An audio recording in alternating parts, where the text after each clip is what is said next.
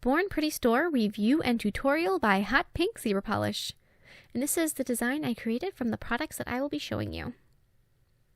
So I have a couple different types of gems and studs, some clear acrylic, and then a liner brush. So here's the clear acrylic, and I'm not actually going to use it in this tutorial, but I will let you know that I have used it on myself before, and it holds the shape really well, and it doesn't flow on its own or fall into the sidewalls at all, and it stays really well on my nails, so I am very happy with it. And it's pretty clear too, no air bubbles too much. And then here are some, I like to call them jelly rhinestones because they kind of have a jelly look to them. They're sort of sheer and iridescent. They're very pretty. I would like to mention though that a couple of the colors were very similar, and so even though it's supposed to be 12 colors, it's more like 11 because a couple of the pinks are almost, I think they're the same color actually, so that was a little bit disappointing. And then I have these quilted studs, and they come in different shapes, and I have gold and silver. So there was a leaf shape, and then a square, a diamond, and that's a circle. And this is a hollow circle, which is what I'll be using today.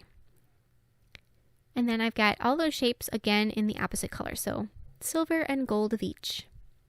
And then here's the liner brush, which I think is the most interesting item I received this time. It is beautiful. It has crystals in the handle, which is really, really pretty. It comes with a lovely cap to keep the bristles nice and clean and undamaged. And it also was so small that I didn't need to cut it. I've cut pretty much every other brush that I own because you can't buy brushes that are small enough. However, this one really did fit the bill. So I'm going to glue on one of those quilted circles that's hollow with some nail glue. And so I'm going to place that. And because it does have a hole in the center, my little gem picker kind of got stuck. So that was a little bit interesting. And then I'm going to put one of the pink jelly rhinestones in the center of the circle, and they nested really well together, and it was really pretty. So I was very happy with how that turned out, and I thought that looked very pretty on top of this pink and gold gradient. And now with the liner brush, I'm going to be painting my design. So I'm going to begin by creating little petal shapes going all around that original circle that we made with the stud. And I'm using black acrylic paint to do this. And I have never used this brush, so I haven't practiced with it. This is the first time I've tried it out. And now I'm going to add a wider loop connecting each of those original loops that we made before. And then I'm going to add a polka dot in the original loops. And so this brush is doing a beautiful job of creating tight lines and wide lines and polka dots. It's actually working beautifully. It's got a reasonable stiffness to it, so it's easy to control, whereas some brushes, if they're really soft, they'll kind of have a mind of their own unless you really work with them and keep your hand really controlled and steady, whereas this kind of helps you along a little bit, so if you are a little shaky, it's not going to show that so much.